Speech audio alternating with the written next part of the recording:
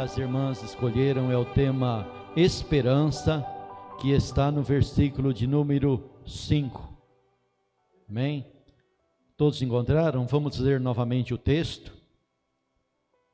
Está escrito assim: sendo, pois, justificados pela fé, temos paz com Deus, por nosso Senhor Jesus Cristo, pelo qual também temos entrada pela fé a esta graça, na qual estamos firmes e nos gloriamos na esperança da glória de Deus.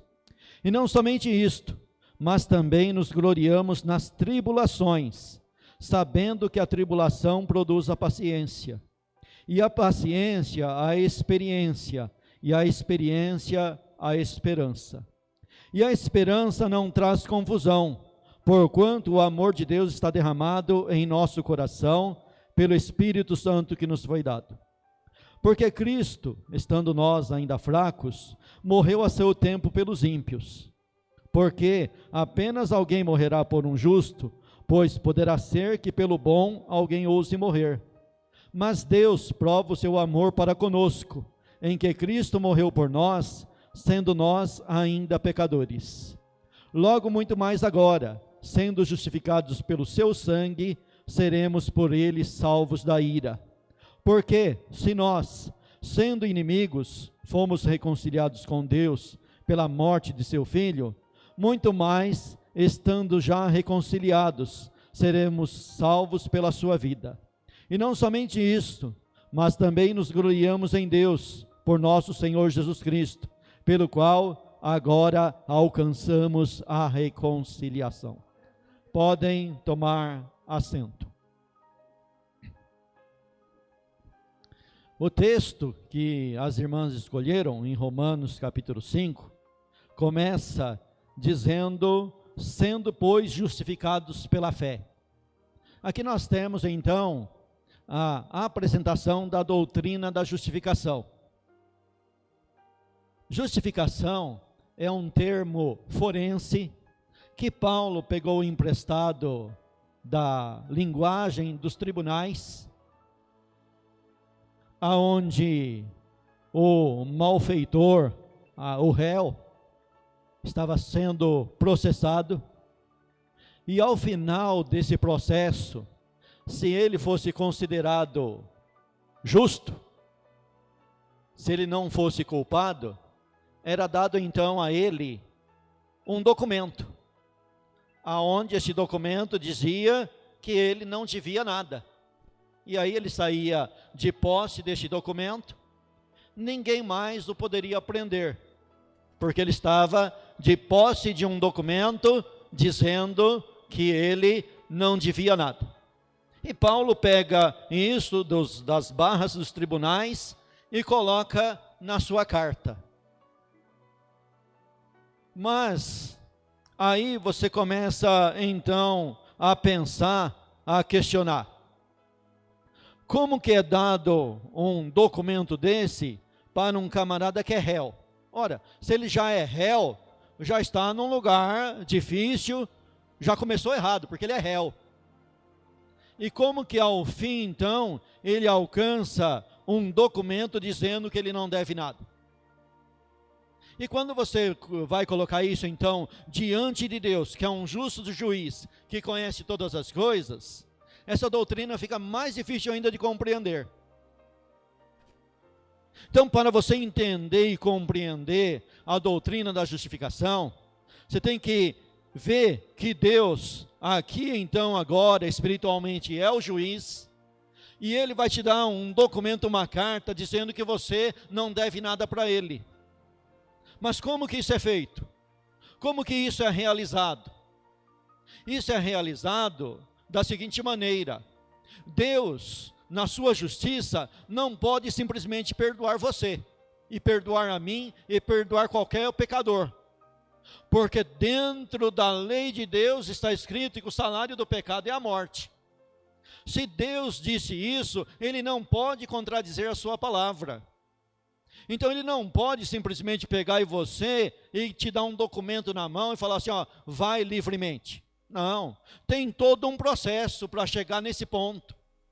E esse processo não é anular o juízo, não é anular a morte que eu e você merece. Mas o que Deus faz? Deus pega e transfere a morte que eu e você merece, é transferido para Cristo. A culpa, o castigo pela culpa, conforme Isaías escreveu, o castigo que nos traz a paz estava sobre ele. Então a condenação é colocada em Cristo. Então Deus, quando Ele te perdoa, Ele não está sendo injusto, Ele está sendo justo, porque Ele está cumprindo a própria justiça que Ele estabeleceu. O salário do pecado é a morte. Então, eu e você tem que passar pela morte. Mas nós não enfrentamos a cruz. Cristo vai no nosso lugar. É a morte por substituição. Cristo morre no teu lugar, paga então a devida justiça, e agora nós somos justificados por Cristo, por aquilo que Ele fez. Mas isto daqui está sendo colocado na nossa mão, e o versículo 1 diz aqui, o versículo 1 do capítulo 5, diz assim, ó, sendo, pois, justificados pela fé. Então a obra foi feita totalmente em Cristo, e é colocado na minha e na tua mão por algo chamado fé. Você acredita nisso, então agora você está de posse desse documento. Mas como assim? Então é muito fácil, é apenas ter fé? Não, é fácil de explicar, mas de ter não.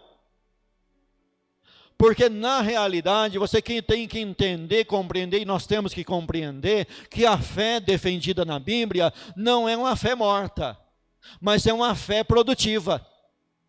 Os teólogos chamam esse tipo de fé salvífica.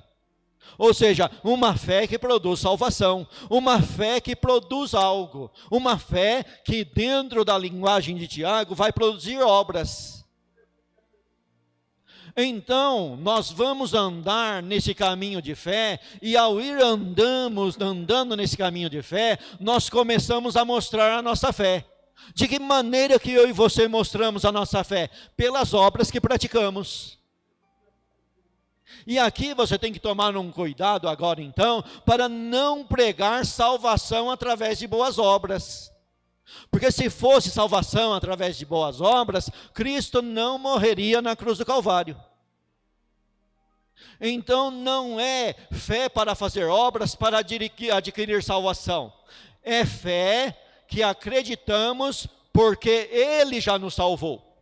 Não é fé para ser salvo, é ter fé porque é salvo. Então a Bíblia, dentro de um contexto geral, em Efésios, Paulo ensina, dizendo assim, que a fé não vem de você, não vem de mim, é um dom de Deus. É Deus que vai lá, no escolhido, no eleito dele, e coloca a fé nele. Então esse entendimento que eu tenho, assim, que eu digo assim, olha, eu encontrei a Cristo e recebi a salvação, ela tem que ser corrigida no meu e no teu coração. Não foi eu que encontrei a Cristo e tive a salvação, foi Cristo que me encontrou e me deu fé para ter salvação. Então essa fé, agora chamado por alguns grupos de teólogos de fé salvífica, produz em nós a verdadeira salvação. Nós recebemos a verdadeira salvação por instrumentalidade dessa fé, que não é minha, não é tua, mas é um dom de Deus que Deus colocou em você. E o próprio Paulo vai ensinar dizendo assim, olha, a fé não é de todos. Existem pessoas no mundo, existiu no passado, existe no presente e existirá no futuro, que pode ver o milagre que for, jamais terá fé. Porque os milagres não produz fé no coração da pessoa. O milagre não produz. O milagre aumenta a fé da pessoa que já recebeu de Cristo esta fé. Então, todos os milagres que foi feito ali no Velho Testamento, você vê que a maioria não produziu efeito algum, e Paulo vai dizer lá em 1 Coríntios, dizendo assim, olha, aquilo que eles viram não produziu efeito algum na vida deles, porque não foi ouvido misturado com a fé. Como eles na realidade não tinham fé, e aí você tem que tomar cuidado com a fé fingida, que muitas pessoas têm, e às vezes nós mesmos temos, porque somos levados diante de um contexto de briga interna, que eu tenho que mostrar que eu tenho fé para os outros, sabe?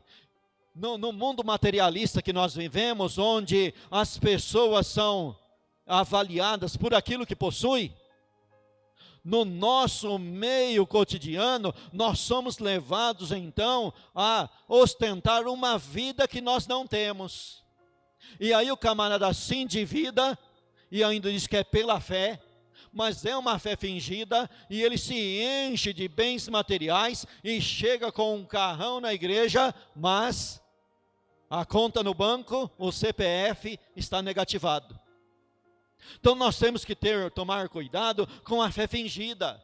Nós temos que ser dono e ter uma fé verdadeira, embora seja pequena, mas que seja verdadeira.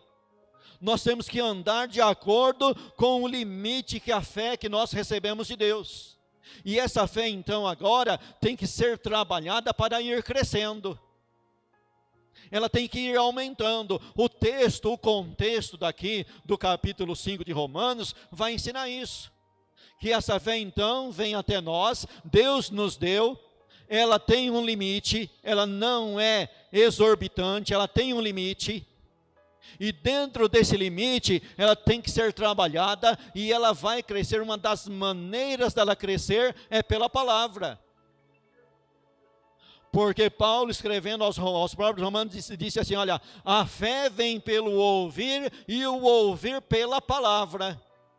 Então a palavra é dada a nós, e de acordo com o contato com essa palavra, nós vamos então moldando a nossa vida de acordo com essa palavra, e essa fé então viva vai nos levando a realizar, a fazer coisas de acordo com a palavra, e aí nós vamos experimentando que a palavra é verdadeira, que a palavra é boa, que a palavra é sábia, que o conselho de Deus é a melhor coisa do mundo, e vamos então agora moldando o nosso caminhar pela palavra. E ele então diz aqui, sendo pois justificados pela fé, temos paz com Deus. Ora, no início eu disse que, explicando sobre a doutrina da justificação, dizendo que a justificação então é um documento, um papel colocado na mão do camarada que passou por um processo e agora está considerado justo. E aí você me faz uma pergunta, então aonde que eu vou receber esse papel? É no cartório? Deus então vai me levar no cartório? Ou então Deus então vai me levar na época da igreja cristã católica romana, onde pegou essa doutrina e criou uma outra doutrina chamada então de Inquisição? Aonde o camarada rico, milionário, ia lá por uma quantia exorbitante de dinheiro, ia lá e comprava um documento do Papa, aonde dizia que naquele documento agora, através daquela soma exorbitante, ele estava então comprando o direito de entrar no céu.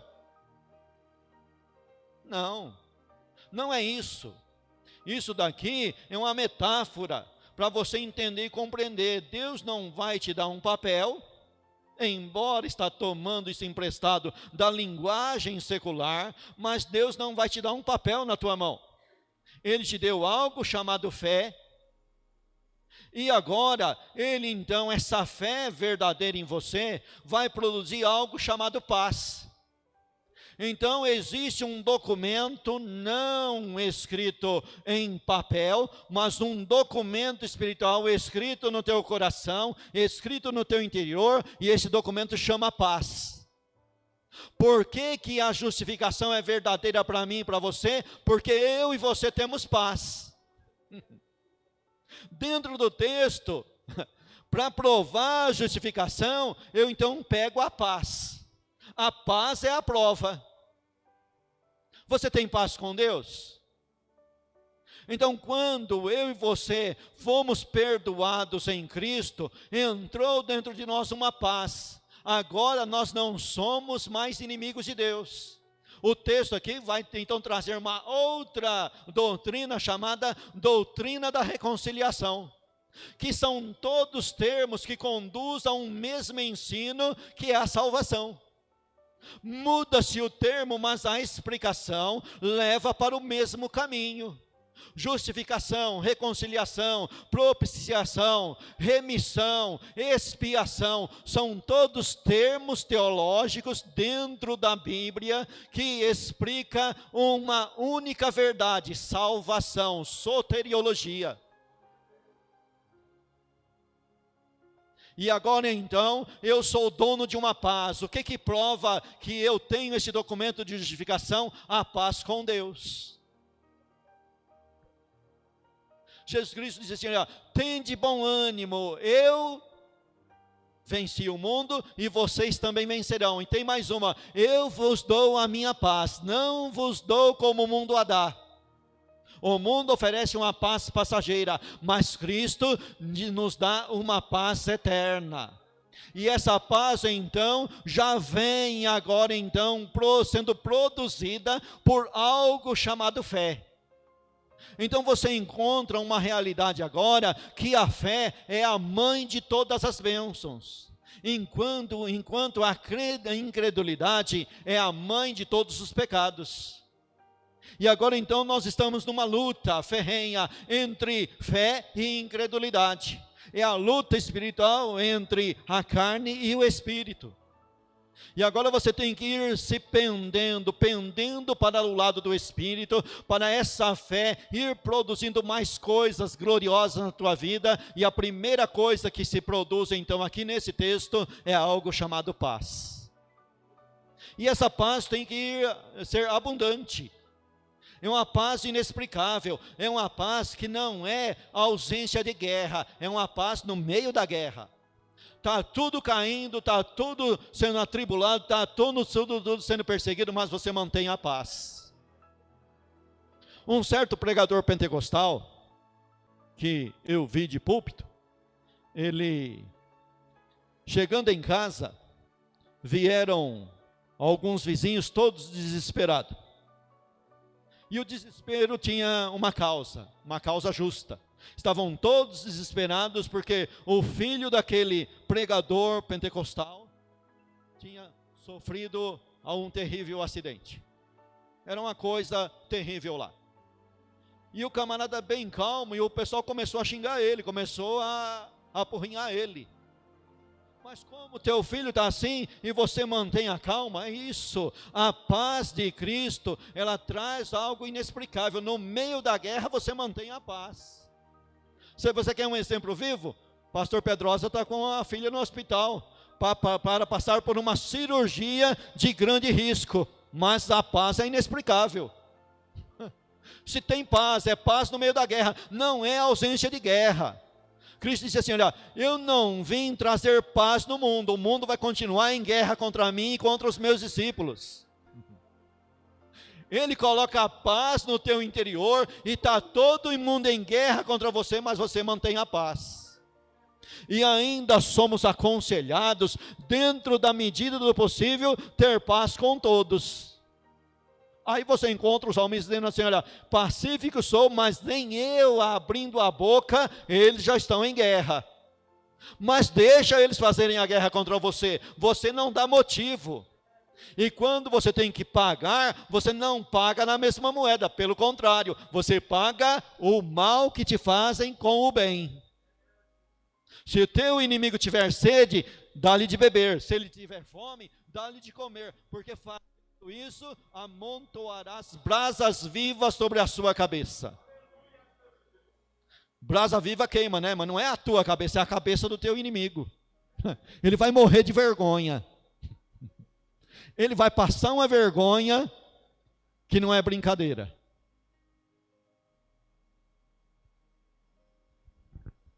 E aí ele vai continuar dizendo aqui, mas essa fé e essa paz vem por meio de quem? Versículo 1 ainda, por nosso Senhor Jesus Cristo. Então veja que a doutrina, ela é centralizada em uma pessoa. Isso nós chamamos de cristocêntrica. É Cristo no meio. É Cristo o autor e consumador da fé. Ele é o autor da salvação. A salvação depende 100% dele. Na história da soteriologia, não há nenhum erro da parte de Deus, é feita totalmente por Ele, Ele fez ela 100%, nós não vamos acrescentar nada e nem ajudar, nós entramos nessa salvação com a fé que Ele nos deu, nem a fé que você entra é sua, é dele. Isso daí, então, vai produzir algo que, dentro de Romanos, Paulo fala assim, que aonde está a jactância? O que é jactância? Jactância é o orgulho.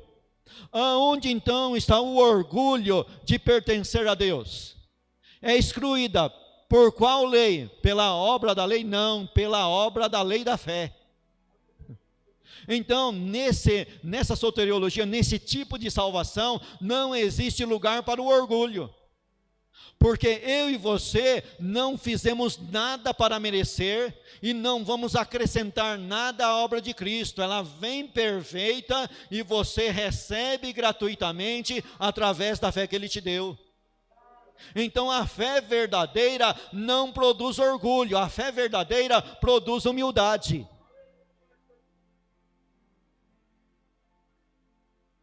Sabe aquele camarada pentecostal que manda e o demônio corre? E de repente você vê aquele camarada pentecostal cheio de poder, cometendo os mais negros pecados? Você vê aquele camarada pentecostal cheio de poder, também cheio de orgulho? É porque ele entrou por um caminho que dentro da Bíblia chama dons espirituais, e é bíblico, está dentro da Bíblia. Mas esqueceu de entrar por um outro caminho que se chama frutos do Espírito Santo. E se o camarada não dosar bem, ele pega os dons espirituais que é de Deus e vive e que se torna um camarada soberbo.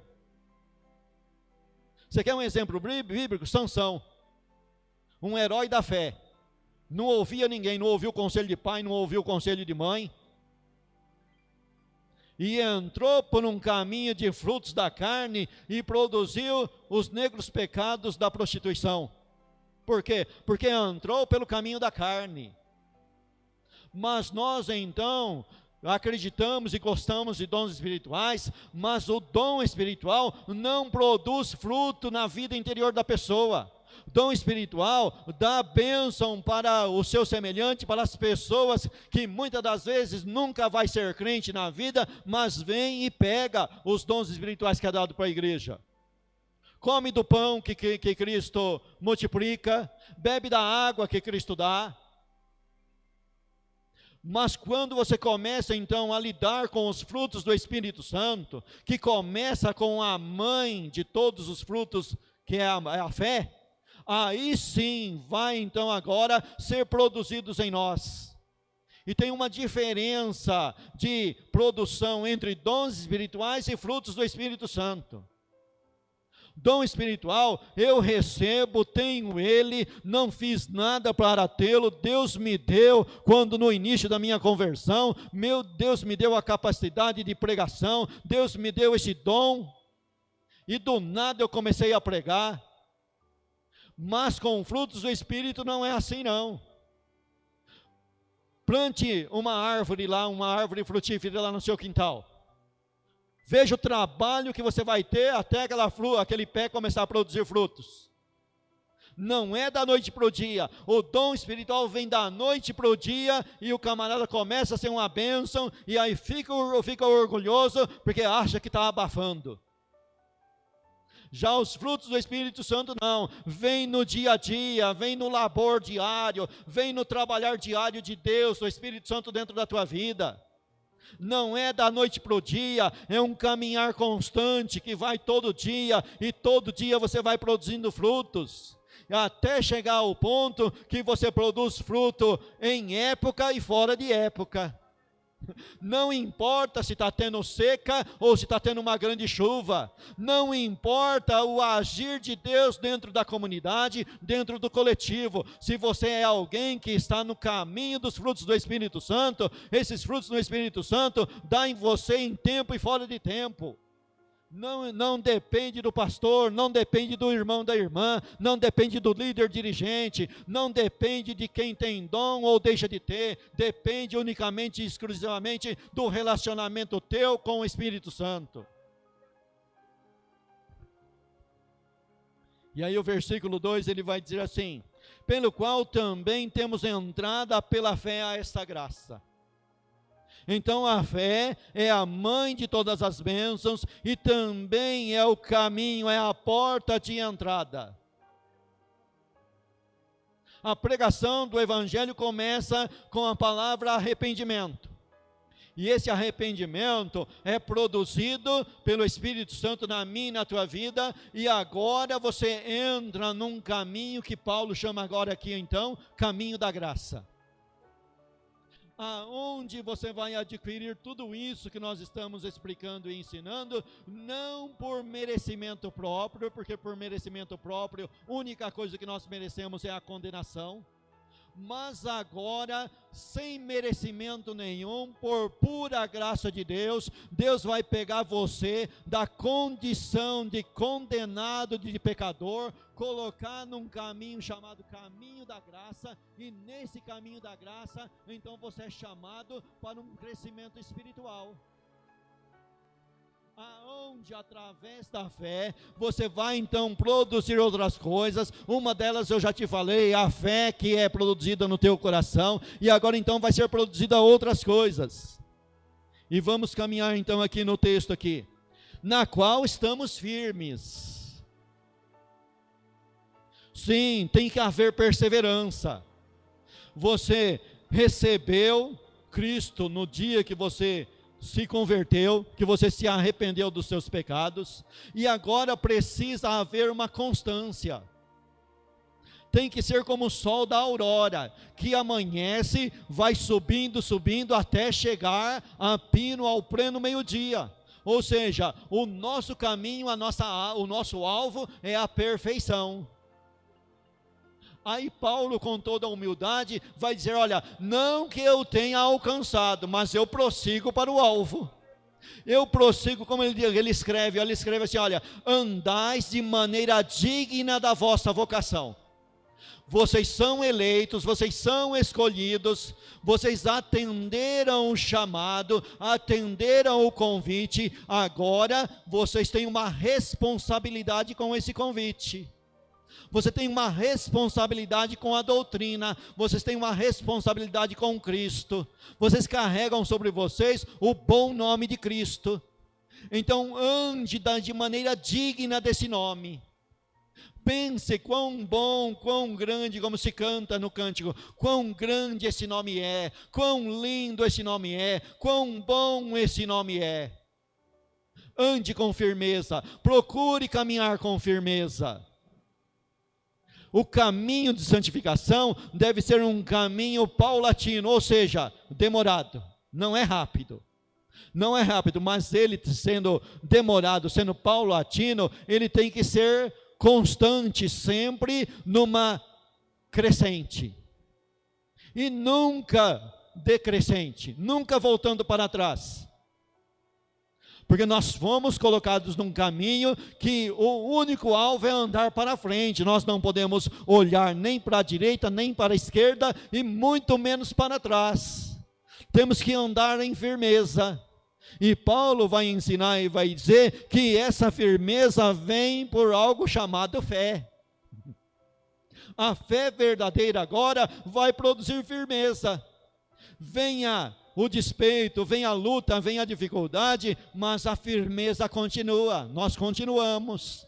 Alguém senta e se coloca de longe e só fica olhando para ver a tua queda, mas ele olha, e olha 1 ano, e olha 2 anos, e olha 3 anos, e chega à conclusão, não, esse camarada não volta para trás não.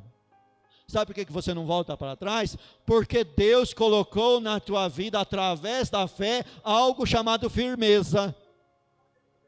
Essa perseverança não vem de você mesmo, é que você entrou num caminho chamado graça, e através dessa fé, você adquire cada dia mais firmeza.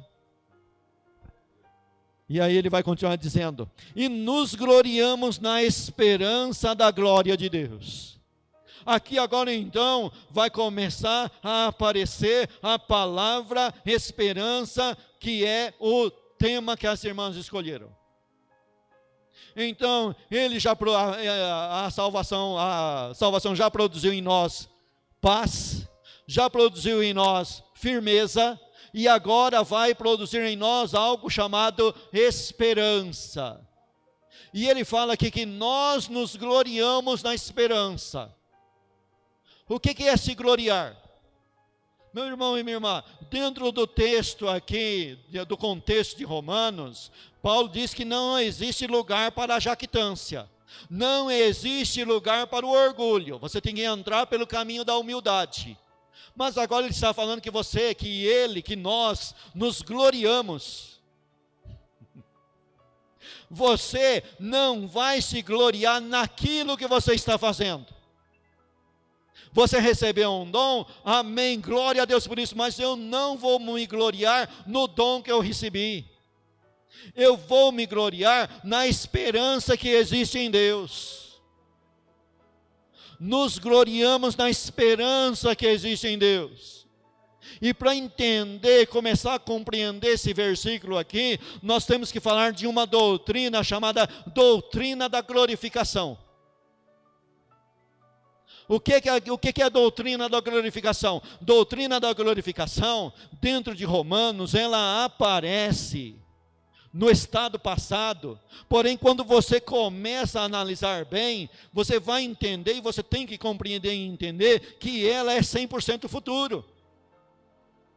Porque na realidade, a doutrina da glorificação é o ato final da redenção de Deus. Você é salvo, você já está salvo, porém você está num corpo de carne, sujeito a todas as intempéries da carne. Mas haverá então o dia da glorificação.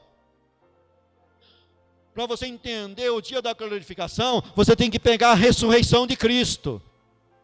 Cristo morreu para dar o exemplo e ressuscitou para dar o exemplo, que ele então foi glorificado em tudo que ele fez, e se ele foi glorificado, a promessa dele é verdadeira e vai se cumprir 100%, e agora Paulo está dizendo, eu me glorio nessa esperança, porque eu tenho esperança que eu vou ser glorificado naquele dia da redenção, o último ato da redenção de Deus, quando ele vier com os seus anjos para levar os seus para morar consigo, a ressurreição do último dia, eu e você receberemos um corpo igual ao corpo de Cristo. Essa é a doutrina da glorificação.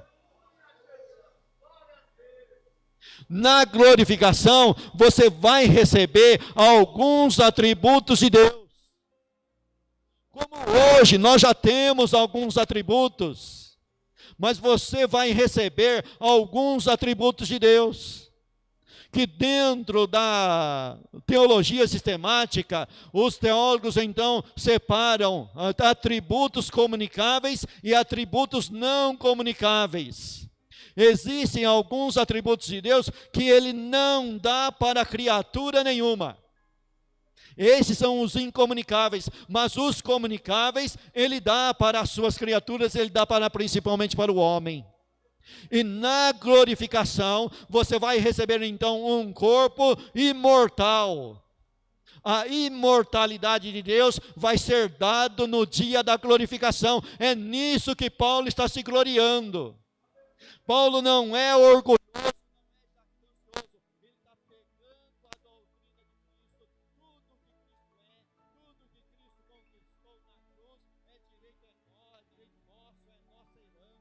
Foi nos dado gratuitamente, como canta o poeta. E agora então, nós estamos agora começando a nos gloriar nessa esperança.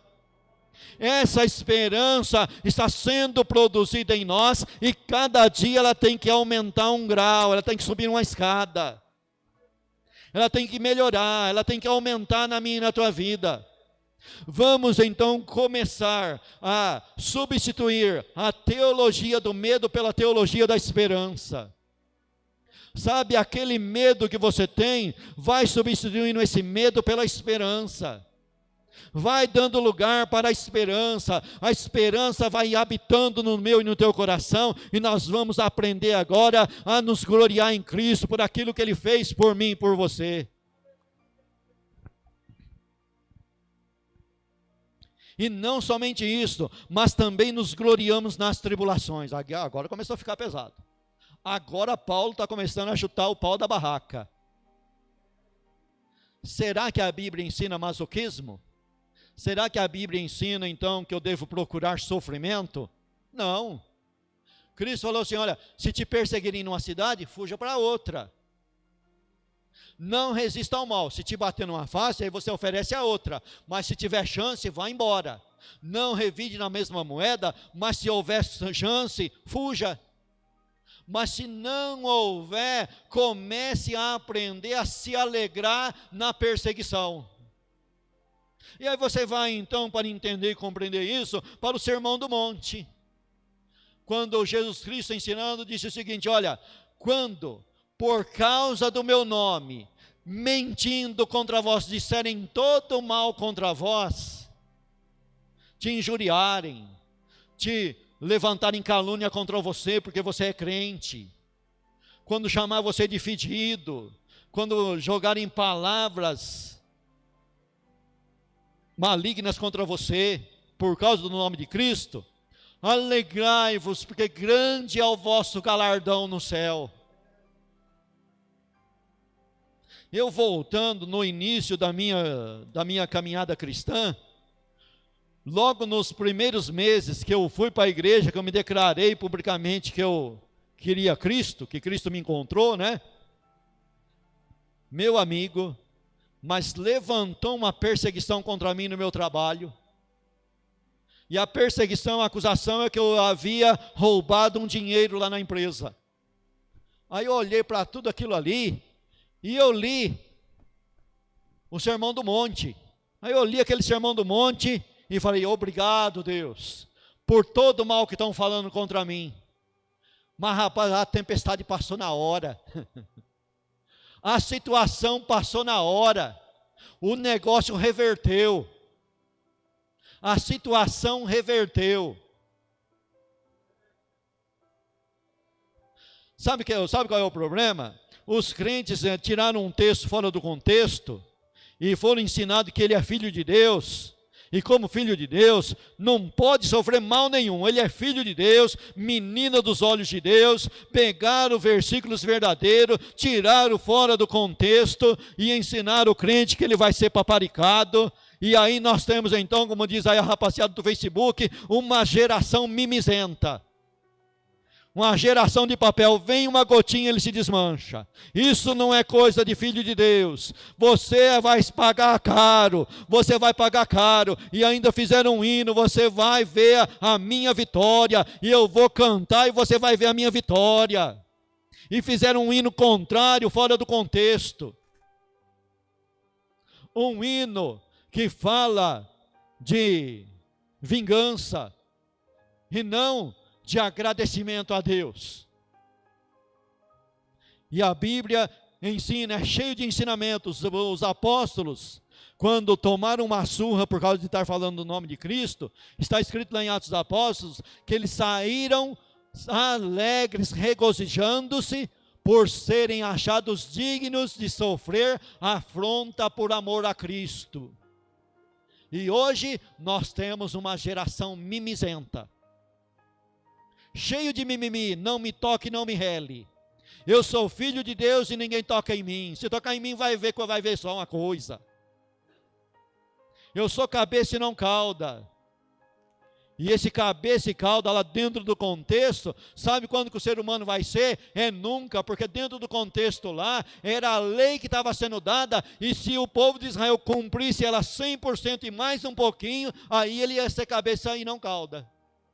Mas como ele não cumpriu, entre pelo caminho da graça. O caminho da graça é melhor do que o caminho da lei. Então entenda bem o contexto, para não criar um pretexto. E agora então, nós estamos agora, ele está dizendo aqui que se gloria nas tribulações. Porque a tribulação é uma maneira que Deus escolheu para esses frutos aparecer. E alguém fez uma comparação simples.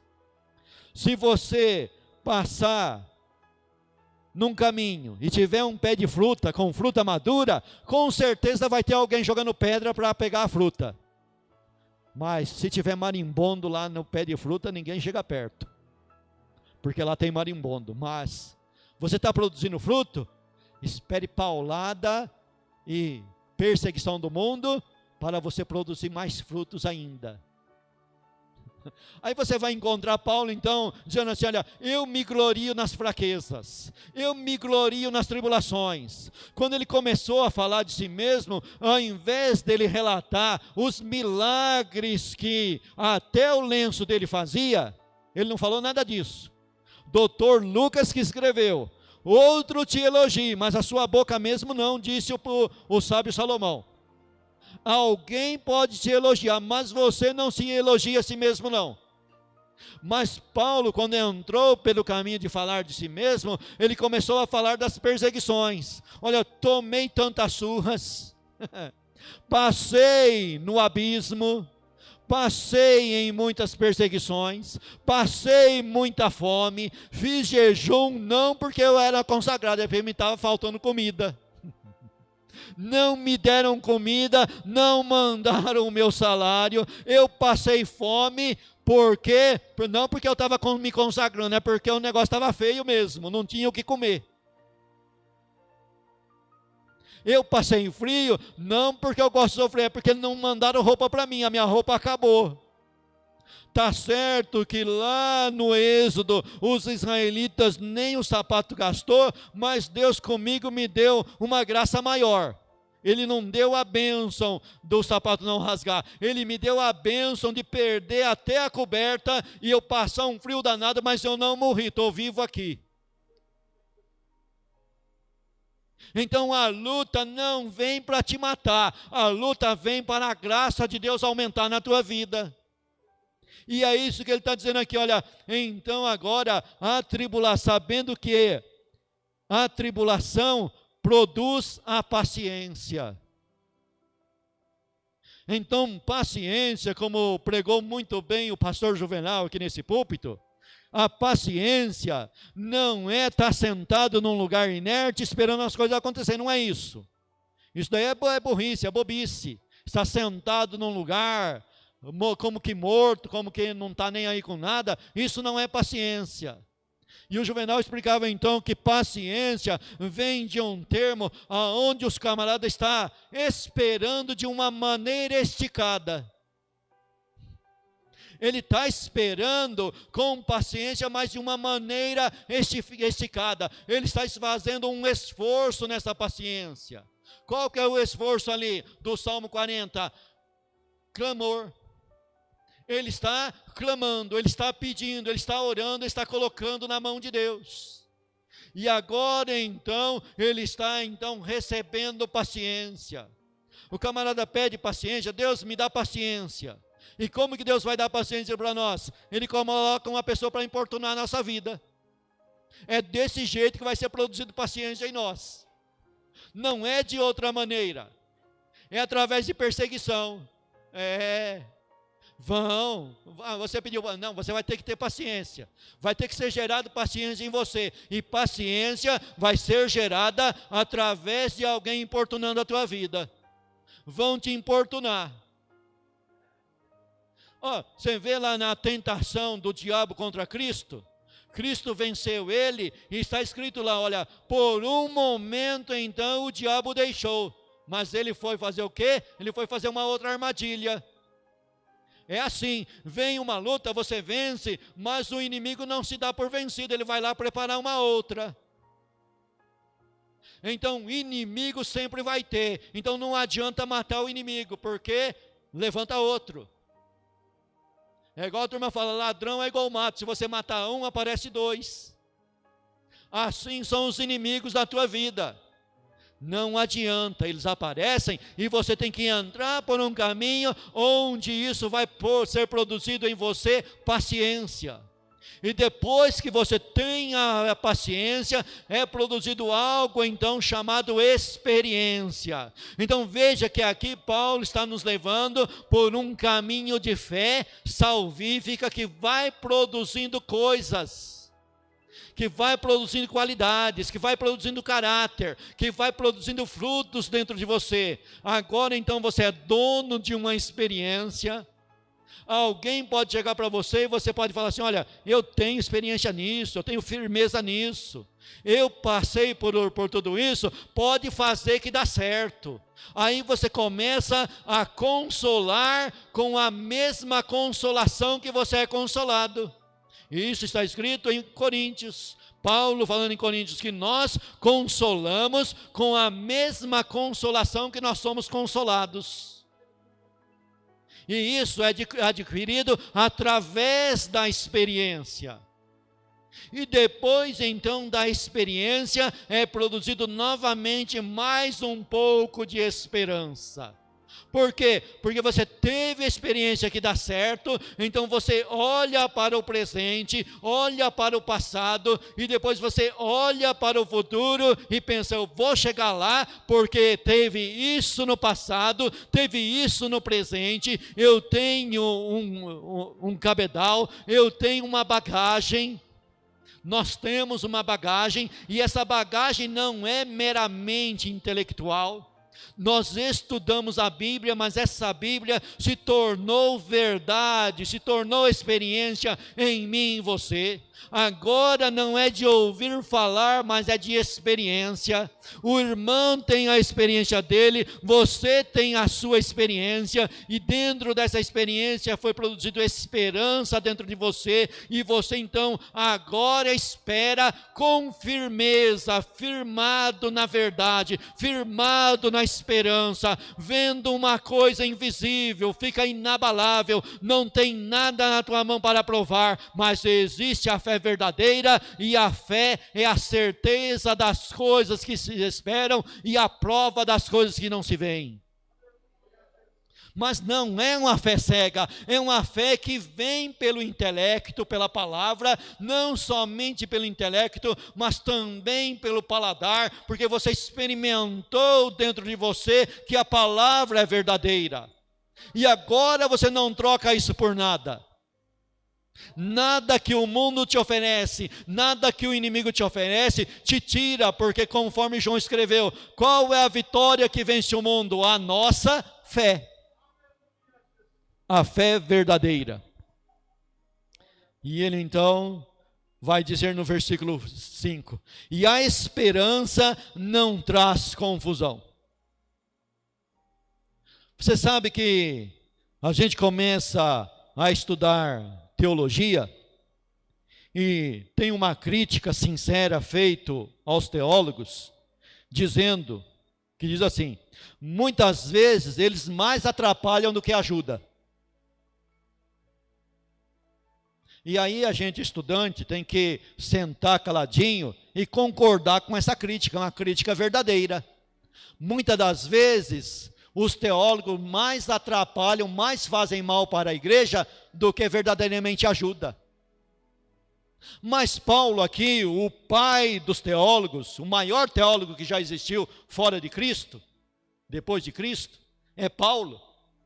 Ele diz aqui que quando você produz esperança dentro de você, essa esperança não traz confusão. Embora ensinamentos teológicos pareçam ser contrários, existe briga entre calvinista e arminianista, existem briga entre Agostinho e Tomás de Aquino, e tem briga entre A, entre B, entre C. Mas tudo isso é resolvido quando você tem esperança. Você tem esperança, você não entendeu aquele texto, vou procurar compreender, e essa esperança então vai te ensinar. Essa esperança vai te livrar dessas guerras teológicas que não levam a lugar nenhum, que é debate inútil, que não caminha para lugar nenhum.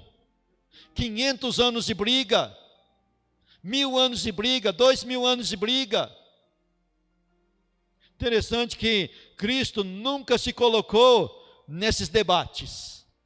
Ele ouviu, ensinou certo e deixou os camaradas errados para lá. Então ensine o certo, ande no certo e deixa os briguentos para lá, deixa o ministério da briga para lá. Não entre no ministério da briga, o ministério da briga não presta. Entre no ministério da graça, ande pelo ministério da graça. Aprenda no ministério da graça, e o ministério da graça vai te ensinar que dentro de você está sendo formado uma esperança, e essa esperança não traz confusão. Mas qual é o motivo? Porquanto o amor de Deus está derramado em nosso coração pelo Espírito Santo que nos foi dado. Nesse pequeno texto aqui, já apareceu as 3 pessoas da Trindade. Você tem Deus. Deus é que deu, Deus deu o Filho fez a obra de salvação, e agora o Espírito Santo está aplicando essa obra de salvação em nossa vida. Através do que? Algo chamado amor. Mais uma bênção que a fé verdadeira traz o amor, que é dado por conta-gotas, que é dado por medida, é dado por litro. Não, aqui diz que é derramado. E dentro desse contexto aqui, não vai dar tempo para a gente ir versículo por versículo, vamos parar no versículo 5, que é o texto que as irmãs escolheu, mas vamos falar de maneira rápida então aqui, sobre esse amor. Qual que é a base da tua salvação? É o amor de Deus. Deus, está escrito aqui no contexto, que Ele deu Cristo para morrer por nós, sendo nós ainda pecadores. Ou seja, Ele não esperou você ser bonzinho. Ele não esperou você ter fé.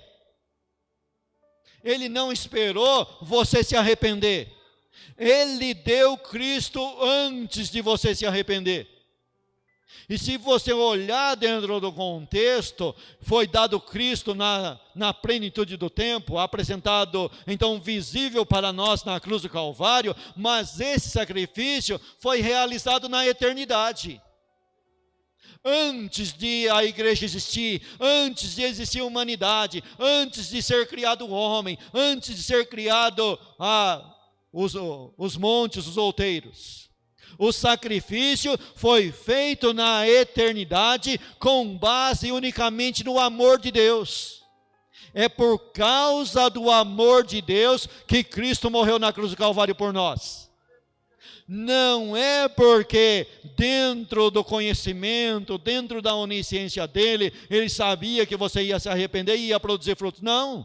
Embora exista a onisciência de Deus, mas o pacto da salvação foi feito antes disso, tendo base o amor de Deus, e não aquilo que eu e você fazemos no passado, fazemos no presente, ou fazemos no futuro, ou deixamos de fazer. Não é com base nisso, é com base no amor dele. Então isso daí, os teólogos que vão chamar isso de graça soberana. A graça dele é soberana, é livre, ele dá essa graça para ele quem ele quer. Não foi vocês que escolheram a mim, mas eu vos escolhi a vós e vos nomeei para que vades e deis fruto e o vosso fruto permaneça.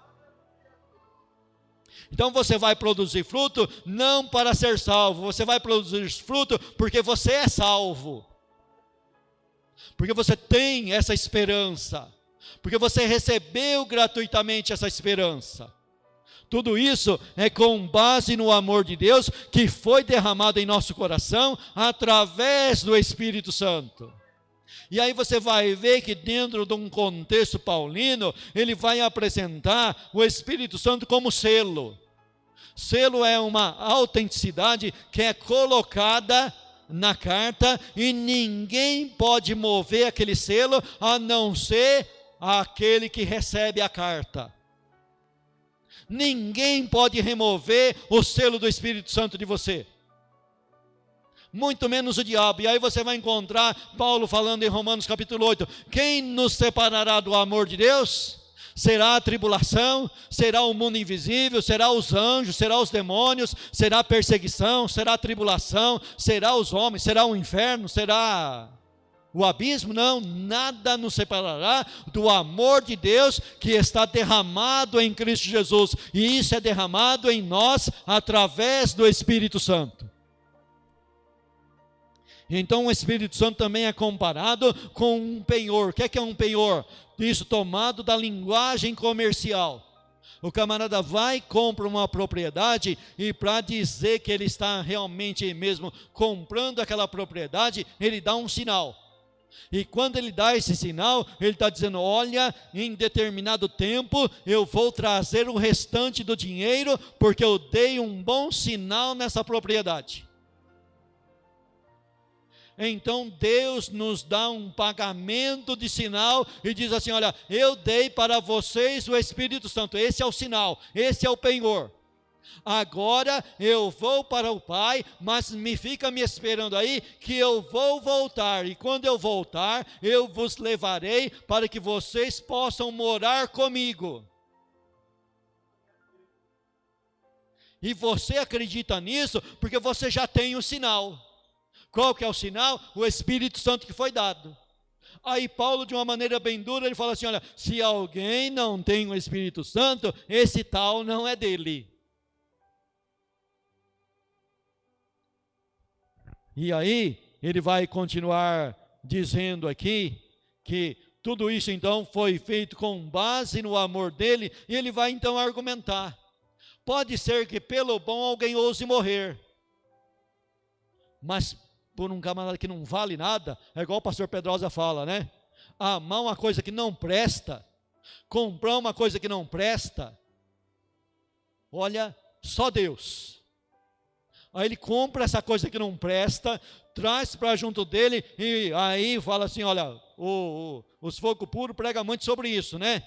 O oleiro vai te quebrar e vai fazer um vaso novo. É isso aí mesmo que ele vai fazer.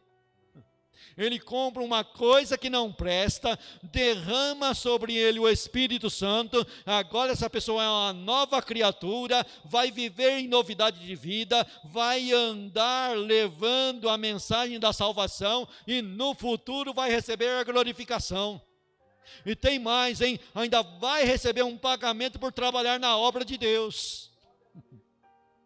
Jesus disse: olha, aquele que der um copo de água fria a um discípulo em nome de discípulo, de maneira nenhuma perderá o seu galardão. E tem camarada pensando que só vai receber recompensa quem prega, quem ora e Deus cura. Não. Todos, desde os maiores até os menores, todos receberão recompensa. Sabe por quê? Não é por mérito, é por graça.